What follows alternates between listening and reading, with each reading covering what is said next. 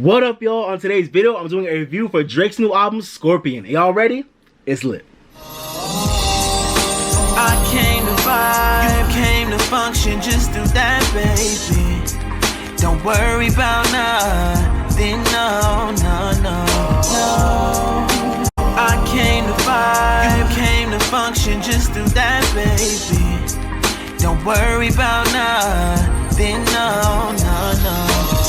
Yeah, what up, y'all? It's your boy Bright here, the R&B kid, and you're tuned into another episode of On the Bright Side. But if this is your first time on my channel, please go ahead and hit that subscribe button, because on this channel I talk all things music and entertainment. We're always trying to keep things positive and always trying to find the bright side of everything, okay? And then after you hit that subscribe button, make sure you hit the bell next to it so you can get the post notifications. So every time I post a new video, you're gonna see it, baby. Alright? Cool. Alright, y'all, so like I said, this is going to be a review for Drake's new album, Scorpion. This is Drake's 5th studio album being released on OVO Sound, Young Money, Cash Money Records, and Republic Records. This is also a very important album for Drake because apparently it's his last album on his major labels before he's out of his contract now. So I think he's going to go independent after this, but for now, this is his last album. I think he was on a 5-album deal. And also, not only is this his last album with his major labels, but it's also his only double album as of right now. He had not his first long album, Hello, Take Care, and Hello, Views. So it's not his first long album, but it's his first double album where he has a side A and a side B. Side A is more hip-hop focused and side B is more R&B and pop focused. Right now, I think I prefer side A over side B, but if y'all prefer side B, that's cool. Let me know. I think side A is a little bit better than side B, but not by that much. But y'all let me know what y'all think. But yeah, I couldn't do this review yesterday for you guys because I was at a friend's birthday pool party turn up, so I was lit all day yesterday, so I couldn't get the video out, sorry. But I'm here now, and this is not going to be a reaction because this album is way too long and I don't want to catch a copyright from Drake's camp, so I'm gonna give y'all my review. I'm gonna give y'all my breakdown of the tracks, and we're gonna get into it, okay? But yeah, and also if y'all see me sweating, I'm sorry, y'all. It's hot as fuck in Boston right now. It's literally 90 degrees and I'm baking in my house right now, so if y'all see me sweating or whatever, like, bear with me. I'm sorry, but like, it's hot as a bitch out here. I'm literally baking in my house. Alright, but Drake Scorpion review. Y'all ready for it? Let's do it. Alright, y'all, starting off with the first track, we got Survival on side A, which is the intro for the album. I love this track. I think it was a great intro for the album. I also feel like it was a great intro for this point in Drake's career. I thought that when the line we talking about how his dad he buys his own Bernie Mac suits and they fly or whatever, you know, because of what Pusha said in the story of I Did On Freestyle. I thought that was mad funny, like, and I really noticed like Drake really owning up to a lot of stuff that like people have been clowning him for throughout this whole album, and this is one of the first songs where I feel like he really just owned up to shit. And yeah, this is pretty much just him popping his shit to, you know, intro for the album, talk about how much of a boss he's in the game right now, all types of dope bars. Honestly, he was low-key spitting all facts on this intro, and I really liked it. A nice little intro by No ID and 40. Good intro for the album. Okay, so the second track, Non-Stop. I think this is an early favorite for a lot of people right now, but to me, I like this track. I'm not like in love with it, but I feel like this is an early favorite. But this was cool to me. My only issue with this track is I love the flow. I feel like his flow on this track was amazing, but I feel like for me, the beat was a little bit lacking. Like, the beat wasn't that hard for me. Shout out to Take Keith and No ID and No Old Cat Stray. I think, like I said, everyone loves the song right now, but I just feel like the beat was kind of, it could have been harder, but like I said, I did love the flow, and this was like another typical pop shit record for Drake. I really feel like it's funny, when I heard this song, I was like, man, why is Drake always trying to act so hard? Like you all know Drake is not hard, but I feel like this is one of those songs where he was just trying to act like really hard on wax. And it's cool, he a rapper, you know, talk your shit, but I'm like, Drake, you're not this hard, bro. But you know, as a rap record, like, it was dope, so I appreciate Non-Stop. Not a highlight for me, but definitely like a poppin' track for sure. Alright, so track 3 on side A, Elevate. I didn't like this song when I first heard it, but I like it now. It's a cool track. To me, it's just like a typical, like, you know, Drake inspirational track, talking about how he brought up him, you know, his family and his bros and all that, and talk about elevating, you know, in his life and in the game. I really just feel like this track was alright, but I feel like the energy could have been brought up more, and I feel like it could have just hit harder, but it was cool for what it was. Okay, now for one of my favorite tracks of the album right now, Emotionless. This track is to me one of the best tracks of the album and a highlight for me. I love the sample of Emotions by Mariah Carey. Listen, y'all, Emotions by Mariah Carey, like, I love that song. That song is everything, like a great like early 90s pop record, and I think it was a sample of her performing it live, but I love this sample. It was so dope. Yeah, honestly, this beat is timeless and it's classic to me. Shout out to No ID and 40. They did the beat is timeless and it's crazy. But I also like the first verse, and the first verse of the song was so interesting to me because I just wondered like who the fuck was he talking about? Like he was talking about, you know, his idols and saying like, you know, when he met his idols, like they weren't who he thought he'd be, and like they were like, you know, fucking up in rehearsals or just acting weird or shady. So I just wonder who the fuck is Drake talking about? Like I mean, I already know that there's like, I already know that for a fact that probably artists I love are probably like whack people. I already know that, but I just wonder like who the fuck Drake talking about, because I feel like when you come in the industry, like you just become like not everybody, but I feel like it's easy for you to become like a dickhead. So I just wonder like who the fuck Drake talking about, like who's he talking about?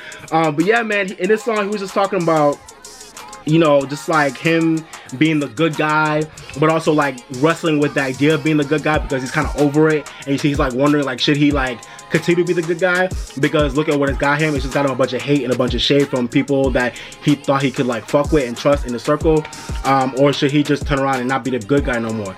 And that was interesting to me because I was listening to the song and I was like, man, is it that deep for you, Drake? Like, because I feel like Drake, he strikes me as a person that could like throw stones and then hide his hand like OD. So I just wonder like, Drake, are you that innocent? Like, are you always just a good guy and everybody bothers you, or have you done shit too? Like, you know, I would love for y'all to comment below like what y'all think about this song and what he was saying.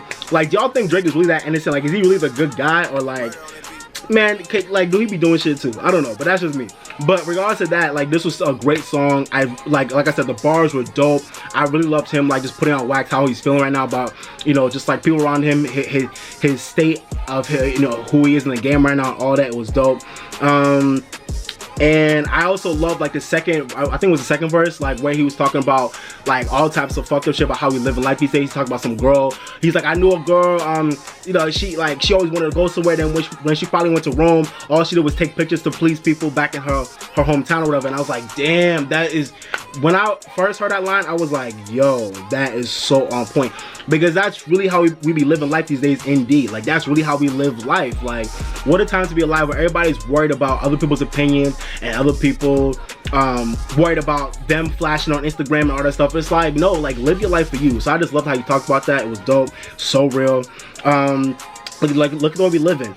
But also, I have to address this line, y'all. This is the famous line everybody's talking about. He later said in the song, you know, when he finally aired out the fact that he actually has a son, he was like, yo, I didn't hide my son from the world. I hid the world from my son. When I first heard that line, I was like, wow, that's a very like dope and deep line, and I get it. But at the same time, I still feel weird about that line because it was mad creative. But it's also like, Drake, I don't know why you said that, because like at the end of the day, I get that you're trying to hide the world from your son, but me personally, it's none of our business to know that Drake had a son.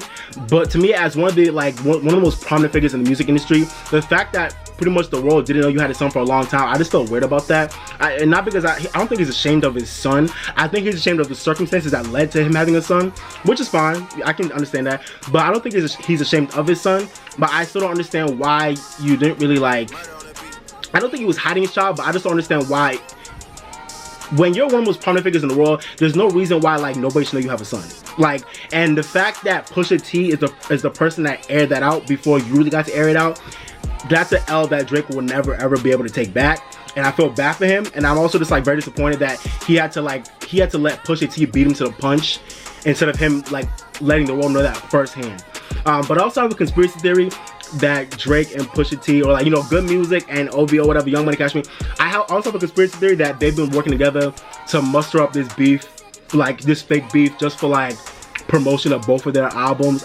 That's a conspiracy theory that I have. It might not be true, but if it's not true, yeah, like I said, Drake took the biggest L by letting Pusha air that out first. But like I said, I appreciate the line. It was cool. I get it. You know, he was saying like, until you have your own seed, you won't understand wanting to hide the world from your child. And I don't have my own children, but I can understand that. Like, you know, as a prominent figure in music, like, you don't want nobody like talking about your son, judging him like when he's an innocent child. Like, I get it, but it's like, why? I still feel weird that like nobody knew you had a child like that. Like, Drake, you are the biggest rapper in the game. Like, why the fuck did nobody know you had a child? Especially the one that you're taking care of and claiming. It's not like you didn't claim him. Like, you claimed him and you're taking care of him apparently. So why does nobody know before Pusha says something? I don't know, but I don't know. The song though, I love the bars. Definitely a highlight for me. One of my favorite tracks. I love the way he worked in the sample, and I also love the piano outro at the end. So let me know what y'all think about Emotionless. But this was one of my favorite tracks on the album. I loved it. Besides his Sunline, this song was everything to me. Alright y'all, so God's Plan, y'all already know this track. I don't dislike God's Plan, but I just feel like I've been over it because I feel like it's way too overexposed. It's every time I turn on the radio, it's literally playing every 2 seconds. It's played at the club and parties way too much. Like, everybody loves the song. It's cool, I don't dislike it, but it's not that deep. And I just feel like it had way too many weeks at #1. It was like 11 weeks at #1. Like, that shit was way too much. The song is cool, but it's not that deep. But shout out to the video. It was a nice video. I did reaction for the video actually, so you can go check out that video. I'll probably put the card up right here. I reacted to the video. It was a nice, sweet, cute video for the people. I think he went down to somewhere in Florida to do that, so it was nice. Yeah, so I like this song. I'm glad it became a hit, but let's move on to a different song now. It's not that deep. Alright, so track 6 on side A, I'm Upset. I did a review for Pusha T's, I did a reaction to Pusha T's track, The Story of Added On. I'll probably put the cut up right here, go check out that video. But yeah, Pusha T put that song out right after Drake put out I'm Upset. And I feel like that maybe not even like I'm Upset even more. I gotta be real, I can't lie, I'm Upset is a hit. I liked it, like it's a hit. I'll give it that, I can't front about that. But I just can't get into it. There's something about it where I just can't get into that song. I feel like for a song about being upset, Drake was way too lax and he was way too chill in the song. Great cadence, like cool hook.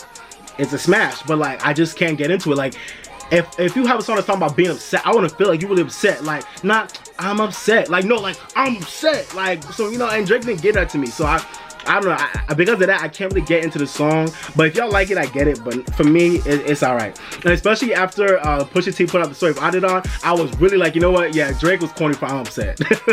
like Drake was mad corny for I'm Upset. And the Degrassi video, like with all his past Degrassi roommates, you know, castmates, it was cool. But yeah, this song is alright to me. I'm glad it's becoming a hit, but to me, there's other songs on this album that deserve to be a hit way more than I'm Upset. But that's just me. Alright, track 7, 8 out of 10. To me, this was also a highlight off of side B. Shout out to Boy Wonder and Jahan Sweet. I love this track. And it's funny how he was talking about this song. He was like, listen, no matter what, all your girls gonna be playing my shit. Like all the girls, and it's true. All the girls gonna be playing Drake shit no matter what. And not even girls, all of us gonna be playing Drake shit.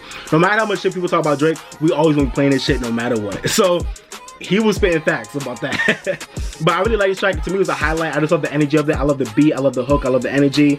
I thought the deadbeat line was cool. He's talking about like, I'm the only deadbeat you'll see is the beats that I'm killing or whatever. He said something like that, and I thought that was dope. I thought it was weird how Drake was bringing his son up in like many different ways. He was like sneaking lines about his son and he was like sprinkling it throughout the album. I thought that was like a weird like choice. Like I thought it was a weird tactic. I would have rather him just like had like tracks dedicated to it, like March 14th and maybe some other ones, instead of like sprinkling lines throughout the whole album. But you know, I'll take it for what it is. That line was cool. I appreciate it. It was dope. But yeah, like I said, I really just love the energy on this one, and I also love the outro for the song. It was mad funny. It was like, you mad, you big man. I love that shit. That shit was mad funny. I ain't trying to bother you. Leave me alone. You mad. So I appreciate that. 8 out of 10 was definitely my favorite tracks off the album. I love this joint. Alright, so shout out to Mob Ties, track 8 on side A. I like this track. Shout out to Boy Wonder again. This track stood out to me a little bit because I really love the fast cadence on the hook. This song was just really fast paced. And you know, on this song, Drake was just telling everybody that he's tired of all y'all motherfuckers. He's tired of all the fake ass people around him. He's tired of all the fake ass industry people. Like, and I feel him. So this track was cool. Drake is tired of everyone, y'all. He's tired of everyone. He's just trying to mind his business, and he's tired of all y'all motherfuckers. But yeah, this track was cool. I was getting like Weekend vibes on like the background vocals throughout the record. So I every time I was hearing those backgrounds, I was like, man, that sounds like the Weekend. I'm just getting Weekend vibes. So that was a cool thing. I kind of wish the Weekend actually showed up on this album as a feature, or you know, just something as a writer or whatever. But yeah, this track was cool. What I got from this track is Mob Ties was pretty much this track where Drake was talking about like pretty much leading the game and like helping, you know, assisting other people. Like he's like, I'm leading the game in assists and points, whatever. Like, so I just love this track talking about the true fact that he really is like, he's leading everybody right now. He's doing this thing, and he's also bringing up other rappers too. Like he really is. He's always jumping on mad features, trying to bring up new guys in the game. Which you know you can't deny that Drake is very good for that. So it's true. But yeah, Mob Ties, man. Drake got mob ties? Do we got mob ties? Or is he over the mob ties? But yeah, man, what else can I say about this track? Yeah, I love the beat on this track. Like I said, great beat. I like the fast cadence on the hook. This is definitely a highlight for me. So I definitely appreciate the mob ties. And also with mob ties, the other thing I had to say about this track is I hated that da line. Like I said, sneaking in lines about his son. He was like, I'm a da. I was like, oh, that shit was cringy as fuck. Oh my god. When he said that shit, I was like, Drake, ugh.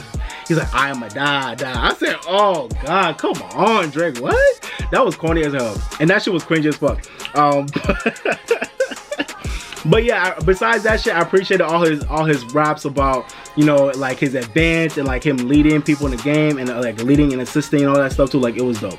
Great hook, great beat, good track. Alright, so Can't Take a Joke. To me, this is somewhat of a highlight for me. I like this track off the album. This track to me, I'm not mad at this one. This track was pretty much this track where Drake was talking about everybody keeping the same energy. You know, him being able to joke with his bros and, you know, joking back and all that stuff. And how about, I feel like he's talking about how everyone's kind of taking themselves too seriously in the industry. And how he gotta watch out for himself because he don't really like know how to vibe with people. It just, yeah, like I said, everybody keeping that same energy. So this was a nice track to me. It was a fire beat. I love the beat on this one. And I just love what he was saying. To me, this was definitely a highlight for sure. Alright, so track 10, y'all, Sandra's Road. This was my favorite tracks off the album. Definitely a highlight. I'm so happy for DJ Premier. Shout out to Primo. He finally got that Drake beat that he been wanted. So I'm finally glad that DJ Premier got a Drake, you know, he got a Drake track on an album, a Drake album. So shout out to DJ Premier. This, like I said, this track is a highlight for me. This is probably one of the most creative tracks in the album. He has so many great bars on this one. At the beginning, I love how he said like, I'm gonna make those hoes walk together like Amber Rose. So that was dope. Shout out to Amber Rose and shout out to her slut walk that she does every year. That was such a creative line. So shout out to Drizzy for that. Yeah, I also loved in the song how he was talking about being like Sandra's rose, like his mother's rose. He was saying like, I'm the chosen one. Flowers never pick themselves. So I just thought that was such a. It's probably gonna be one of like the most like talked about lines in the whole album. I feel like it's gonna be one of the most captioned lines off the album for good reason. It's a dope line and a very deep line. Like, that was dope. I heard that shit. I was like, ooh. He said, I'm the chosen one. Flowers never pick themselves. I said, wow, that was dope. And I remember Nicki was saying like her and like Drake were the chosen ones too. I think she tweeted about it when she was defending Drake against Pusha T's diss track. And you know, it goes for Drizzy, but it doesn't go for Nicki right now. Like Nicki, I don't think, like Nicki, you're not at the point anymore where I feel like you're still the chosen one. Like you were back in the day, but like you've kind of been taking a lot of L's lately, and you've been missing. You've been taking a lot of misses more than hits with your tracks lately. So Nicki, I just feel like commercially Nicki not really there no more like that. So I mean, she can still do it, but it's been slow for her. So she's not, I don't think she's in the chosen group anymore like she thinks she is. But Drizzy definitely is. Everything Drake touches goes #1. So like Drake right now is the chosen one. So shout out to that line. It was on point. It was true. And I just really love loved all the bars on this track. But also I remember there was one line where he said like, I got my initials like inscribed in my sheets or whatever. I was like, damn, like, yo, does Drake really have his initials like sewed into his bed sheets? Like, that's extra as hell. That's extra as fuck. But if he does, I wouldn't be mad at him. Like, he got the money too, might as well, shit. Yo, the last time I want to talk about this song that I loved, and I know at one point he said, everyone who always wants the worst for you asking what happened on side B. That was dope, because on side B he's talking about all his emotional, like, you know, relationship drama. So he was saying like, you know, everybody who always wants the worst for you always asking what happened. So I thought that was a deep line. That was dope. I loved it, and it was real as hell. It's the ones that be closest around you. Just like Tiana said in Rose in Harlem. I did a video for that album, so go check out that reaction. I'll put the card up right here. Just like Tiana Taylor said in Rose in Harlem, she was like, listen, it'd be the ones around you that really want the worst for you. It'd be the ones around you that be playing you, the ones in your own circle. So I love that. That was such a deep line. I loved it. But yeah, dope bars in the song. A highlight for me, crazy bars. And I just loved how he was just claiming his greatness on his track. Like, you know, go ahead and claim your greatness, Drake. Go ahead and claim your greatness, bro. Claim your greatness. Amen.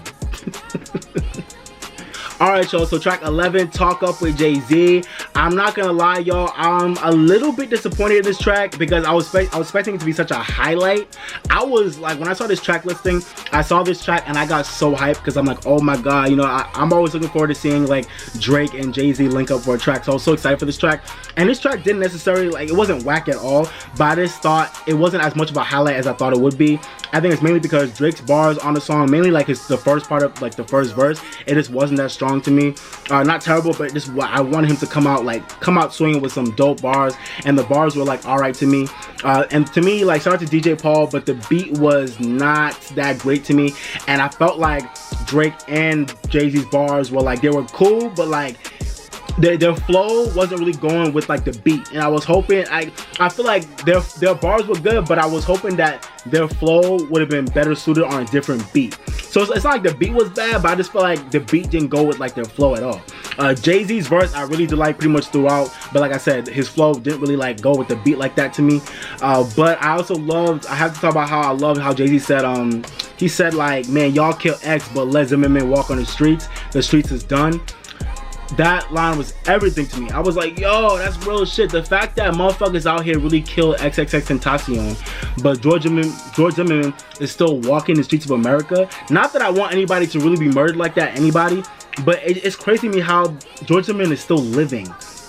I thought after all these years somebody would have popped him, like, and like I said, I don't want nobody to die, but I just thought somebody would have popped him after all these years, but he's still alive and living.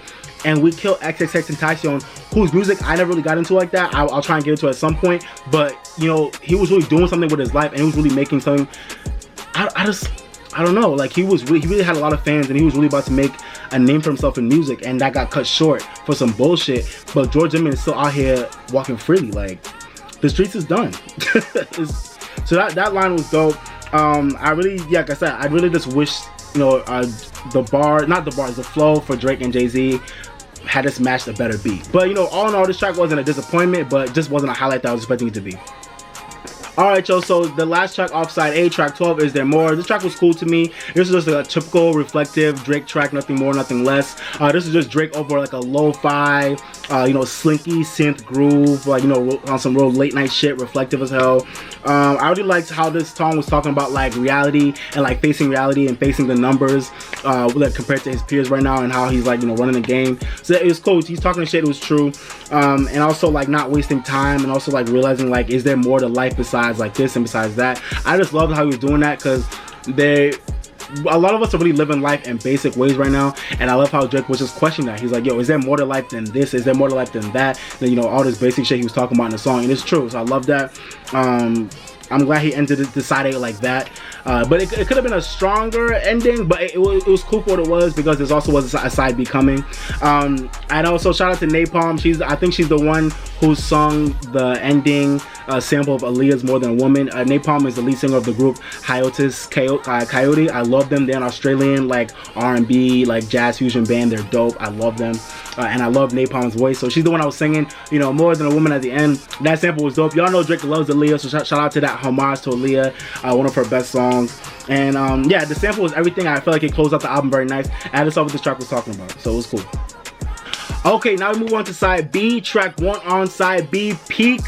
I hate this song. I don't, like, to me this was like the prime example of a filler track on this album. I hate Peak. I don't get it. I don't like it.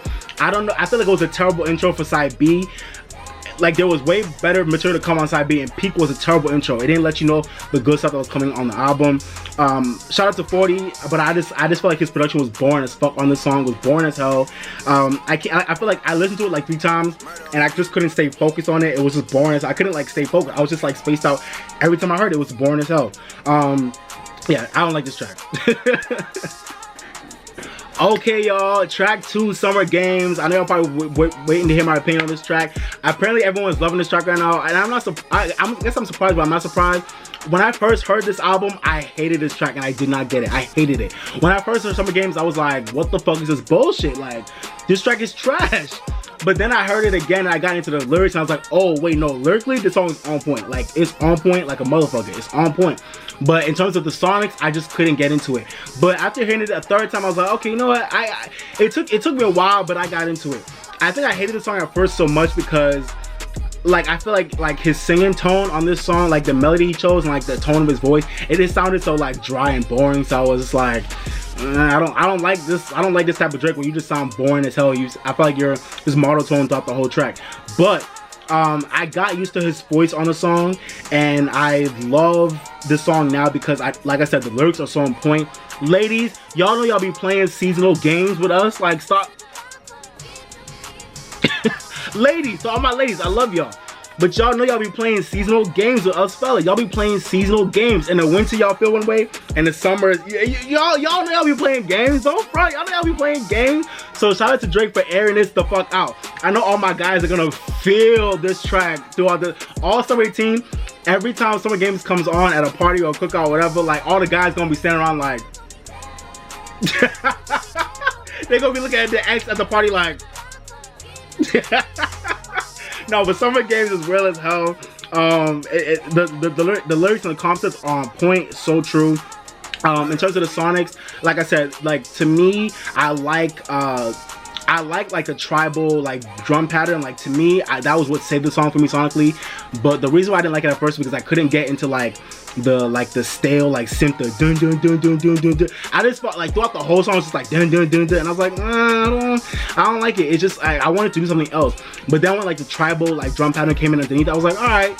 Like, it helped bring it up, and then after hearing it a few more times, I really just got into the whole thing. So yeah, Summer Games is definitely a highlight. I appreciate this track was different, that it sounded like no other track on the album.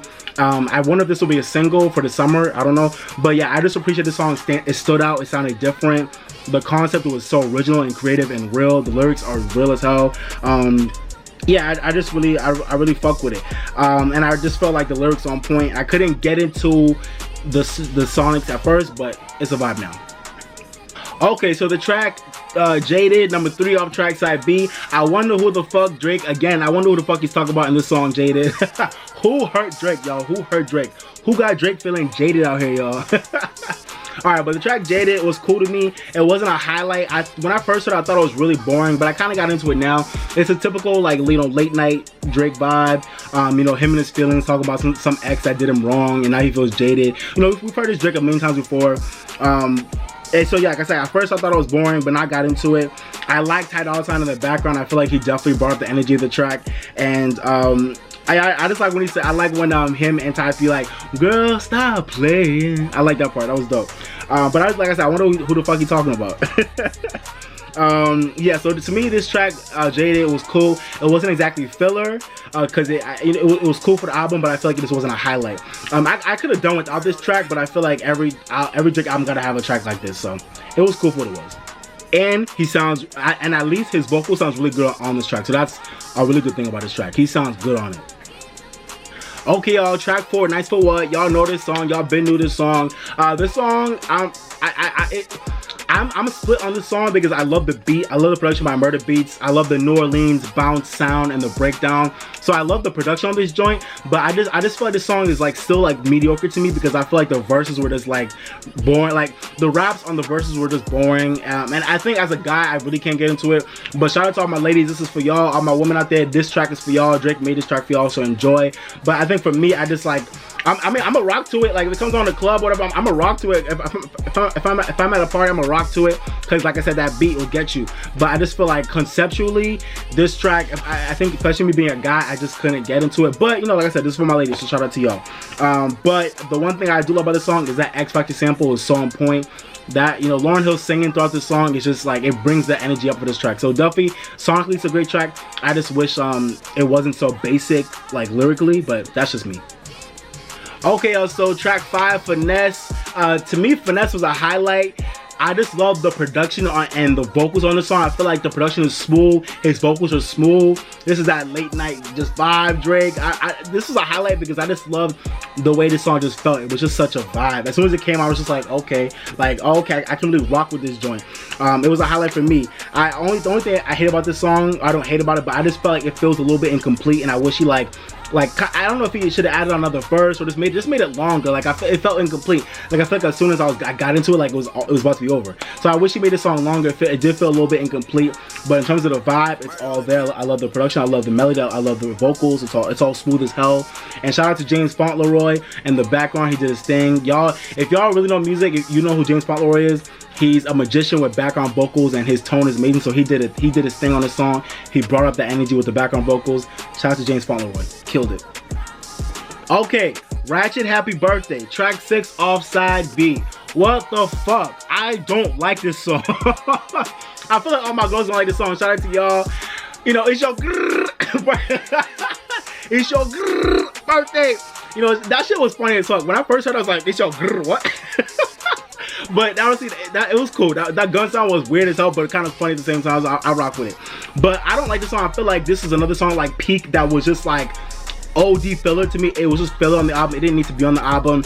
This track didn't do anything for the album. It didn't do anything for the flow of the album. It just fucked up the flow. I feel like it was a weird ass song. Like, I don't think Drake has ever made a happy birthday song. So I'm glad he actually finally made one.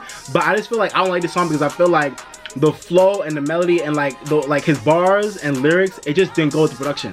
Like, the production is off. Shout out to I think Boy Wonder produced it. Shout out to Boy Wonder and Jahan Sweet and D10. But I didn't like the production. Like, it was just weird as hell. I feel like it didn't work with his vocal and with his flow and with the melody chosen. It was just all like, it was just a big jumble of messiness to me. The track didn't feel organized at all. And I just don't know why it was on the album. Like, I like the concept. I'm glad he had, like I said, he had a happy birthday track. I like the concept, but I just feel like the production should have been all types of different, or it should have been a different song on that beat. I don't know, but that's just me. Ratchet Happy Birthday. Some of y'all probably love that joint, but I just can't get into it. But regardless, it's your birthday. Okay, so That's How You Feel to me was somewhat of a highlight on side B as well. I like this track. I really love the interpolation of Nicki's, I think, was it a remix to Boss Ass Bitch? I think she was doing it live, and Drake, like, you know, he put in that sample of her doing it live. And I feel like just the grittiness and hunger that you heard in Nicki's voice on that sample was so dope, and I wish we were getting more of that Nicki Minaj in 2018. Fingers crossed for the Queen album when it comes out, that we'll have more of that. But I just feel like lately Nicki just been complacent as hell, and Drake low-key too. I feel like both of them have just been complacent as hell. But I love the live verse that he put in this song was dope. Nicki just sounded good on it. Yeah, this track was like, you know, for the ladies, just, you know, just saying like, that's how you feel. So, you know, this is the track where Drake giving y'all something to amp y'all up with. Ladies, this is for y'all to amp yourself up. But that's how you feel? Nicki was like, rule number 1 for be a boss ass bitch. Never. I was like, okay. I was feeling it. It was dope. Definitely a great track off the album, and definitely a highlight for me. I appreciate That's How You Feel. Definitely. And the fellas can appreciate the song too. So, you know. Alright, y'all, so Blue Tint. Blue Tint. One of my favorite tracks of the album when I first heard it, and now, to me, this is an instant bang off the album. I love this track, and I hope it, no, not even hope, it needs to become a future single at some point. Drake, OVO, Young Money, Cash Money, Republic. Blue Tint needs to become a future single at some point. I love this track. Instant bang off the album. Only thing is, I wish it was longer, and I wish Drake kind of fleshed out like more. I wish he put like another verse on it, and I wish he did flesh out the verses he did have on it. It felt like he didn't really have verses on it, but I just wish he fleshed out the verses more and it was longer. But this track is a banger. Future was great on it. I feel like Future brought the energy of the track with him on it. I got Blue Diamond. I got Blue Tint. I love this song. Definitely, I hope it becomes a summer like anthem. I love this track. What else can I say about Blue Tint? I also love the part how you say, you know, President doing this in, what a time to be alive. Like, that is, I love that part. I was like, yo, because our president is doing us in, and what a time it is to really be alive right now. Indeed, what a time to be alive right now. Yeah, so like I said, I love this as a feature single. Highlight for me, Blue Tint. Shout out to Super Mario and Ill Mind, Taz Taylor, and JR Hitmaker. Y'all did y'all thing. I love this track. Dope. Alright, so track 9, In My Feelings. This track was cool to me. It wasn't amazing, but it was cool. Shout out to City Girls. I'm not really into them like that, but I've heard of them. And I think he got the 2 girls you hear on the song, those are the City Girls. Their new rap duo coming up, like, you know, just ratchet, hip hop. I've heard they're dope. I haven't heard this shit like that, but I've heard they're dope. So go check out City Girls if you haven't already. I'll try and check them out when I have some time. But yeah, the sample of them was cool. But I just felt like this track was somewhat all over the place sonically. I don't know why he had the name of the producer of the song in the hook. He's like, this trap money, Benny, like, got the whole hook. Like, I don't know why he did that. That was weird as hell to me. Like, I wouldn't name my producer in my hook throughout the whole record for a song. I don't know. But yeah, like I said, this track was a little bit all over the place sonically. But I did like the Like I feel like it was like a New Orleans bounce breakdown, like in Nice for What. I liked it in this song as well, but I just wished this song was a little bit more like focused. But I also did love at the end, like I love that sample of the episode of Atlanta where Z was with her girlfriends and she's like, my Instagram is dry as fuck, I need a picture of Drake. Because that episode was funny as hell, and like that, the Atlanta as a whole series, that whole series is amazing. So, and that was a good episode. So shout out to Drake for knowing about the episode and for putting it on his album. That was dope. Okay, y'all, so track number 10 on side B, Don't Matter to Me, featuring Michael Jackson. This is one of the tracks I was looking forward to hearing most on this album because of the Michael Jackson feature, and I just wanted to hear what it was going to sound like, what it was going to be about. And this track is interesting to me. I definitely don't dislike it. It's not as great as I was expecting it to be. It's cool to me. It's a vibe, but I was fascinated by this track because how the fuck did Drake get MJ vocals? Like how did Drake get the MJ vocals? Like who cleared this? I'm not gonna say who paid for this because I know Drake got the money, but like who cleared this? Like Drake is at a point in his career where he say, listen, I want Michael Jackson vocals, somebody get them for me, and they got it for him. Like, shout out to Drake, man. Like he got the coin and the clout to get a Michael Jackson feature, what, 9 years after this man has now passed away? Like, bruh. And this is also a weird timing for me because not only has Joe Jackson just died, rest in peace to Joe Jackson, thank you for blessing the world with your whole family. All your children have done so much for the world, so thank you for your life and what you've given to the world. So rest in peace, Joe Jackson. But it's so weird timing because Joe Jackson just passed away. And I feel like this is something Joe Jackson would have loved, just to have had Michael Jackson on a Drake album, getting that coin. And then on top of that, Drake just passed Michael Jackson for the most for weeks at #1 on the Hot 100. I think he upped him by 1 week when Nice for What hit #1 a few weeks ago. So it's weird timing. It's like Drake. I just feel like Drake is like, you know, it's just weird timing. Like Michael Jackson's father just passed away. You just passed him at weeks at #1 on the Hot 100, but yet you snatch a feature. It just seemed really weird and greedy on his part and on Sony's part to just let Drake have those Michael Jackson vocals. It just seems all around weird for me. I can't wrap my head around it. It's just something about that doesn't sit right with me. That Drake was able to get these vocals, but at the end of the day, I gotta admit, I love Michael Jackson on the track. Michael Jackson sounds great on it. I miss him because he sounds great on the track. Like Michael Jackson's voice sounded so good on that hook. It don't matter to me. It don't matter to me. Michael Jackson sounded good on that track, but it still felt weird to hear him on it. I don't know. But what else can I say about that track? I guess I'm not surprised Drake got the Michael Jackson vocals, but I'm surprised. I don't know. Sonically though, I love the ominous synths. Like I love like the dark synth with like the fast ticks. So like sonically it was cool. 40 produced it and 1985 produced it. Two of my favorite producers. They did their thing on the beat. I just love the groove of it. It was like mad slow, late night, ominous tone. Like, you know, like really dark, but also like, you know, upbeat too, because like with the fast ticks too, and like the light tone that was on the hook with Michael Jackson's vocals. So that was dope. But I don't know. It just feels weird.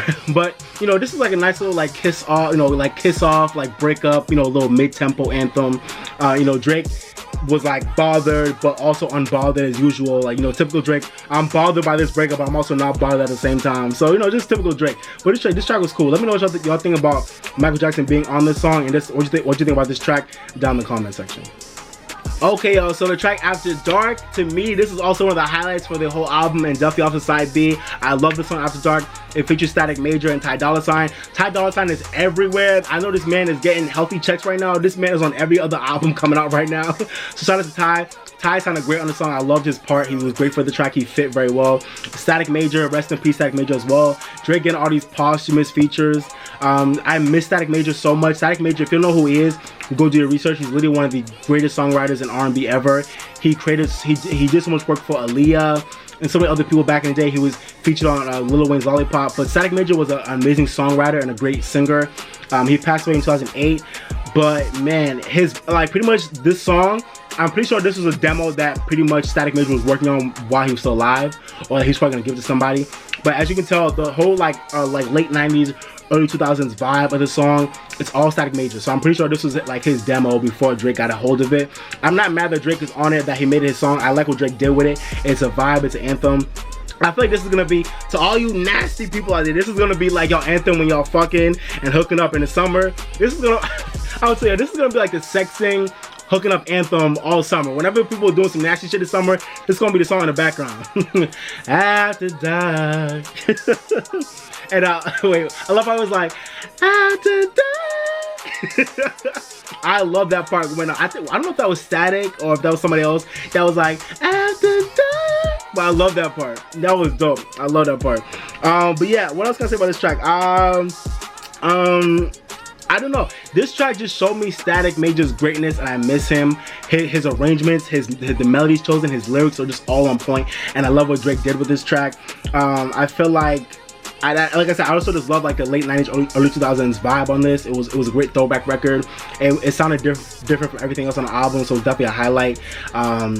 I love Static Major's production. It was just such a vibe, and 40 put some production on it too. But yeah, and I just like also like the radio outro. Like that was a nice touch to me. I think some people don't like that radio outro, but I actually liked it. It was cool.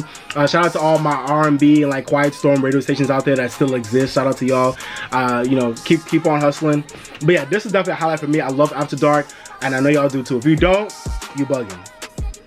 Okay, y'all, Final Fantasy, track 12, Upside B. I don't like this song, y'all. I do like the production, so shout out to Boy Wonder and 40 and Jahan Sweet. I love the production on this song. This song was split into two parts. I love the production on the first part and the second part of the song, but lyrically and conceptually, this song was a dud to me. It was just mad boring and mad like unnecessary and weak as fuck.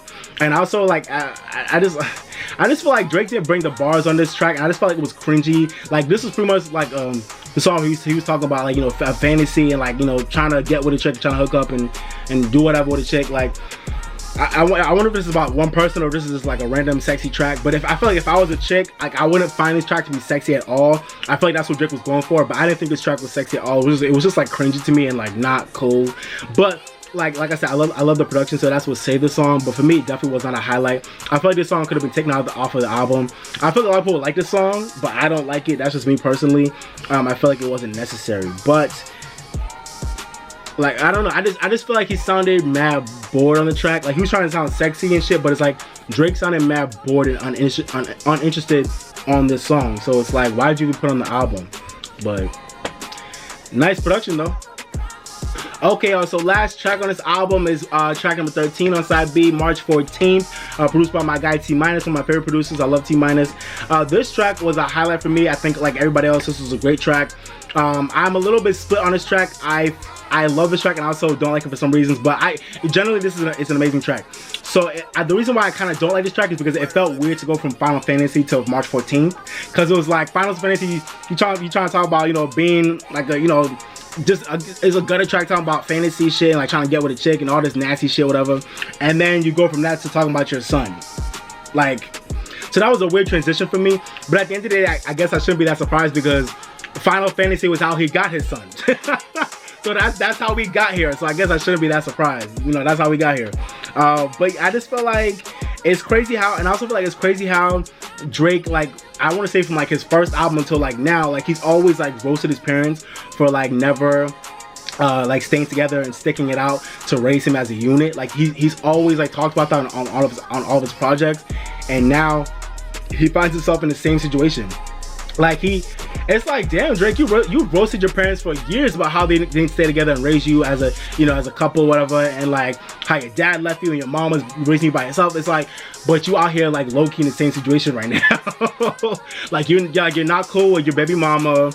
You know, you're gonna raise your son, but you know, you're a busy ass rapper. Like you're not gonna be there like you probably should be. Like, so it's just crazy how the cycle of life always repeats itself. Even when you don't want it to, it always happens. But yeah, Drake is now finding himself in the same situation that he's always roasted his parents about. But like this, the reason why I do like this track is because this track to me was a great confessional track. Pretty much just him, you know, just spitting out wax about him being in this current situation with, you know, his new baby and trying to deal with his baby mama, and just his new his new chapter of his life where he now has to deal with, you know, daddy duties and facing the challenges of being a new daddy and having to have had, you know, hid it from the world, but he didn't want to hide it from the world, but he did hide it from the world, and now he's exposing it. So he just talked about all that. This was pretty much like a letter to his future son's self, pretty much like saying, like, you know, this is how you came into the world, this is what's going on right now.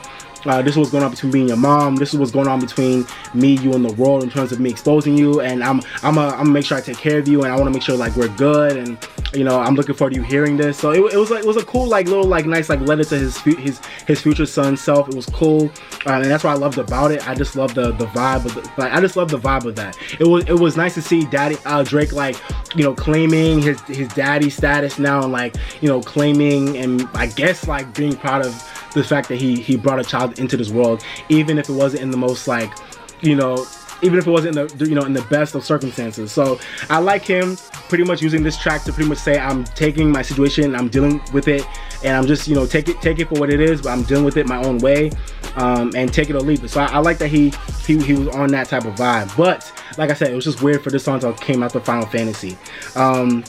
And I also still feel a way about this track in general, because I still don't like that Pusha T beat Drake to the punch for exposing his child.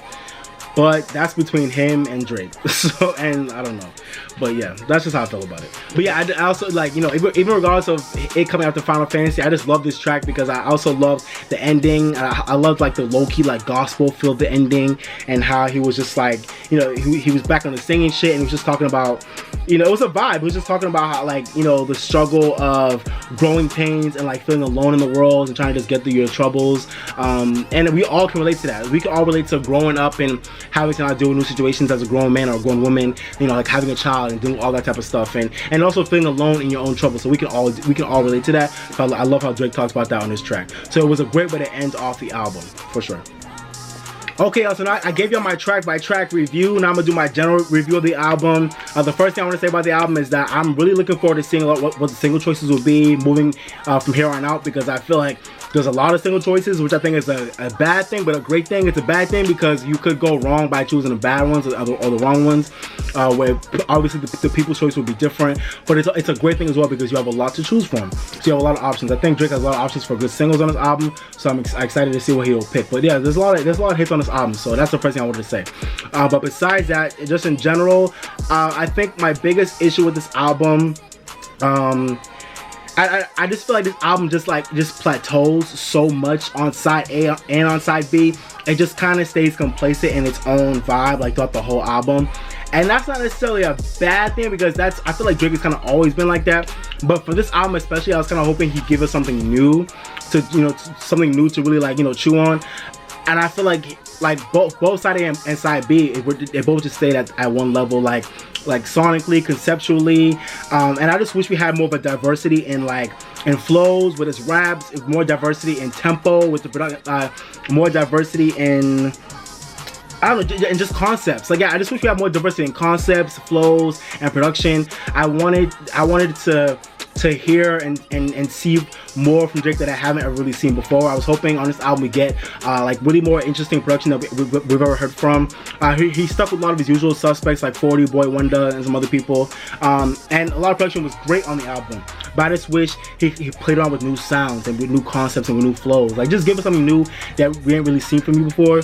Because I feel like for the album called Scorpion, I thought he named the album Scorpion because he was gonna like just hit us with something that we've not like got from him before, so he was just gonna surprise us with some like new shit. But this was the same old joke you've always gotten time and time again. But on the bright side, guys, on the flip side of this, at the end of the day, I'm not that mad at Drake, because even in the complacency of this album, a lot of it was still like consistently satisfying. And I think that's why Drake is the chosen one, because for some reason, even when Drake is like, to me, like kind of mediocre, you still vibe with it and you still rock to these joints. So like I said, I wish there was more of a variety and concepts and production and flows and just tempo and more of a variety and vibe on both sides of this album. But at the end of the day, everything that he did give us, for the most part, besides the filler tracks, are consistently satisfying. So that's the good part. Okay, so I know you guys are gonna feel me on this, and I feel like what would have made this album amazing, if y'all don't feel me on this, I do not get it, but I know you're gonna feel me on this. What would have made this album amazing is I feel like Drake, he should have just took out all the filler tracks on both sides. I don't think side A has that much filler, more so side B, but take out all the filler tracks. And to me, that was I'm Upset, Peak, Nice for, well, not Nice for What, because I don't like that. Well, I think the filler tracks to me are I'm Upset, Peak, Ratchet Happy Birthday, and Final Fantasy. Those are the ones that's off rip. I'm like, no, those are filler tracks. They didn't need to be on the album. And maybe some more that I just can't think of right now. But I would just take off all the filler and just find a creative way to combine side A and side B into one album.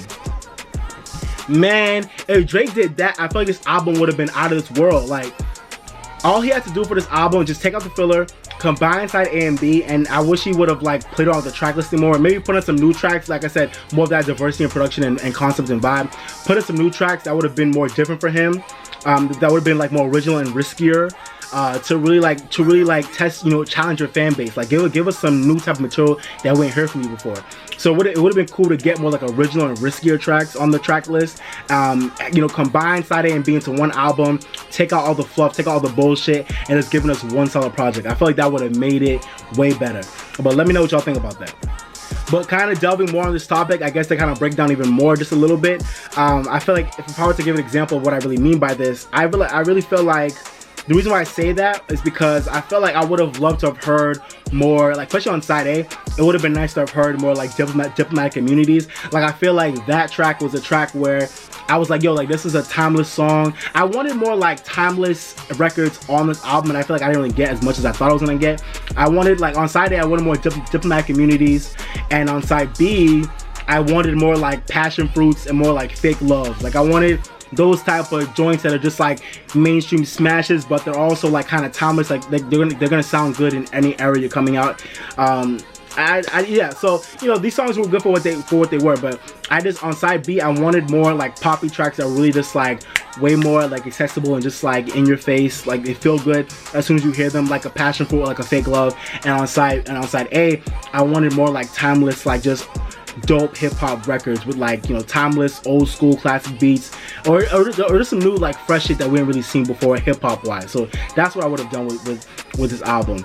But you know, I really feel like I say that because I feel like on this album we also didn't get any like new revelations about Drake besides the baby. Like I feel like this album, like it was all this album was like you know, like I got a baby now, I got a son, so I'm a new dada now, and this is my life. I'm the good guy and I'm running the game. Like that's really what this album was. I'm killing all my peers because I'm the one running the scoreboard, and he is. I got a new baby. I'm trying to stay the good guy and mind my business. And I still feel jaded by all my exes and all these females out here, and I'm still Drake, and that's it. Like, so I feel like we didn't get any like new revelations about Drake. We didn't hear anything new, and I thought on this album, besides his son, he was gonna give us like more new things to ponder on about his life, his mentality, where he's at right now in his life. But I feel like we didn't really get that. But like I said, sonically, for what we got, this album is still consistently satisfying. So I'll give Drake that. Alright y'all, but yeah, it's pretty much all in all, guys, a cool album. I'm not upset at it. It's definitely not a disappointment. I think it's just above average. It's definitely not a masterpiece. It's far from a masterpiece, but it's definitely not a trash album at all. It's like right in between. That's how I feel about it right now. I really feel like if I were to sum of this album, I feel like Drake definitely did not advance on this album. I don't think he advanced his artistry or his rap skills. I don't feel like he really advanced his narrative, but it's still a great project. Like that's just how it's driving. It's still an enjoyable album. We're all gonna be rocking it all summer. We're gonna enjoy it. But I don't think he advanced himself on it. But that's just me. And personally, my favorite album from Drake, if y'all curse me out for this, I don't care. Personally, my favorite album from Drake is still Nothing Was the Same. I'm team Nothing Was the Same. I know all y'all motherfuckers love Take Care. I love Take Care too. But my favorite Drake album, Nothing Was the Same. So I don't think, to me, this album hasn't beaten that. But if y'all disagree, let me know. But in terms of my favorite tracks to end off this review, my favorite tracks off side A, I'd say are Emotionless, 8 out of 10, and Sandra's Rose. And then off side B, my favorite tracks are Finesse, Blue Tint, and After Dark. But I love a lot more of the tracks, but those are like the ones I just really love. So those are my favorite tracks now. But let me know what are your favorite tracks and also your least favorite tracks down below.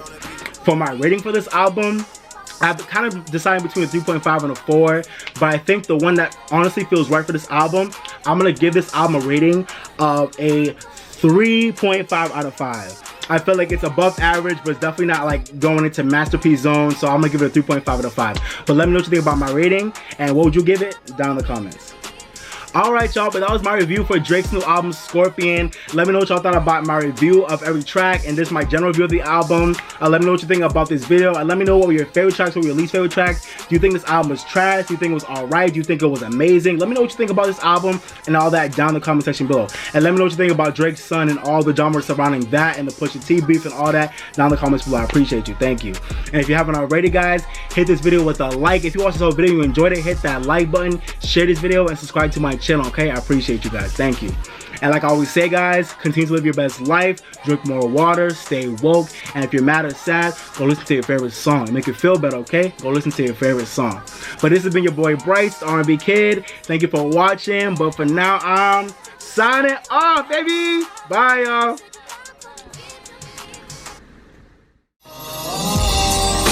I came to vibe, you came to function, just do that, baby. Don't worry about nothing, no, no, no, no.